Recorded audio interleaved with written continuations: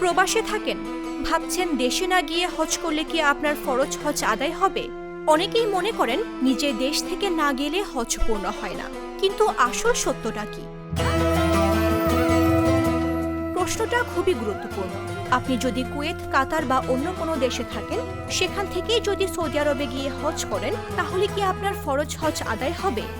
এর উত্তর একদম স্পষ্ট, হ্যাঁ, অবশ্যই আদায় হবে। ইসলামের দৃষ্টিতে হজ আদায়ের জন্য নিজের মাতৃভূমি থেকে যাত্রা শুরু করা শর্ত নয়, বরং পৃথিবীর যে কোনো প্রান্ত থেকে মক্কায় পৌঁছে নির্ধারিত নিয়মে হজ পালন করলেই ফরজ হজ আদায় হয়ে যায়। আপনি যদি প্রবাসে থাকেন এবং হজের মৌসুমে সুযোগ পান, তাহলে সেই সুযোগ হাতছাড়া করা উচিত নয়। হজ ইসলামের 5টি স্তম্ভের একটি। সামর্থ্যবান প্রত্যেক মুসলমানের উপর জীবনে একবার হজ করা ফরজ।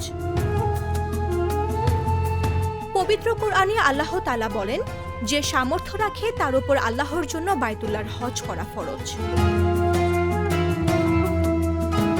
রাসূল সাল্লাল্লাহু আলাইহি ওয়াসাল্লাম বলেছেন, যে ব্যক্তি হজের নিয়ত করে সে যেন দেরি না করে দ্রুত তা আদায় করে, কারণ কখন অসুস্থতা, প্রয়োজন বা বিপদ সামনে চলে আসে তা কেউ জানে না। আরেক হাদিসে এসেছে, যার সামর্থ্য আছে তবুও হজ না করে সময় পার করে, সে বড় বঞ্চিত। তাই আপনি যদি প্রবাসে থাকেন এবং হজ করার সুযোগ পান, দেরি নয়, যত দ্রুত সম্ভব হজ আদায় করুন, কারণ সুযোগ বারবার আসে না। মামদুহা রাইসা, জাগো নিউজ।